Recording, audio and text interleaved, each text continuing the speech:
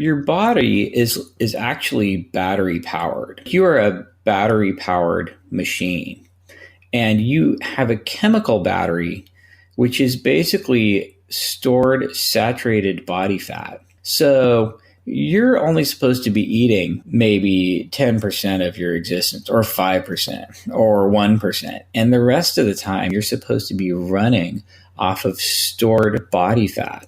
So your body has to be tuned for what it's doing most of the time, which is literally just running almost all your metabolism off of stored body fat, and really just only using glucose when your maximum energy output needs go up to 80, 90, 100%, like you're sprinting from a saber-toothed tiger or something. So your body's tuned to just run off of saturated fat all the time. And then you use glucose for emergencies. So when you overload your body with glucose all day, every day, you're kind of forcing yourself to be in this fed state nonstop. So you actually downregulate your ability to just run your mitochondria off of saturated fat, which is what they're designed to do. Looking at it through an evolutionary lens, we would hunt and gather. You're basically running off of stored body fat most of the time. And then you get a whole bunch of food together and you cook it and you eat it. And then you rest and digest. And then it all starts all over again. So what's not really evolutionary appropriate, I don't think, is to just eat all day long. Like roll out of bed, immediately eat something. Just have food right there and eat it. And then have a snack and then eat again. And then make yourself eat 3 times a day to the clock on a schedule. You know, we've just really exploded the amount of times a day that we're eating with all of our snacking, driven by the snack food industry, of course, because, you know, the more you eat, the happier they are.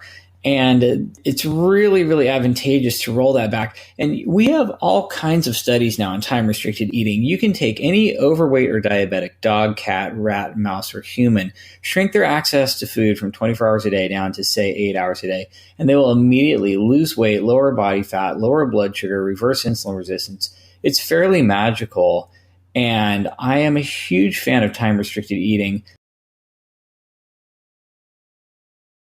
I personally do a 16-8 every day, this sort of lean gains protocol where I skip breakfast and then just eat lunch and dinner in an 8-hour window. And I think that's a really great hack for a lot of people. If you're lean and you're healthy and you have plenty of headroom in your adipocytes and you're mostly running off of fat, so you're pretty good at doing that and you're really in touch with hunger and satiety, I think that people can get away with these cheats, especially if they're doing some intermittent fasting to deplete liver glycogen, doing a lot of exercise to turn over muscle glycogen.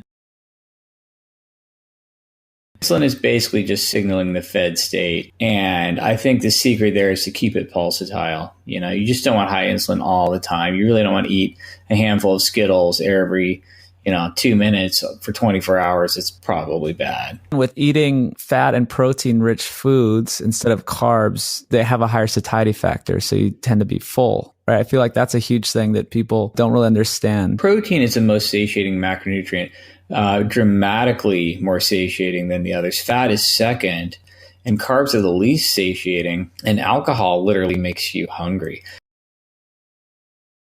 If I just give you a little appetizer of protein, 2 hours later, you're going to eat way less than if you preload with anything else: fat, carbs, sugar.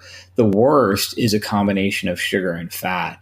You eat a mixed sugar and fat preload, and you're going to really eat a ton downstream from that.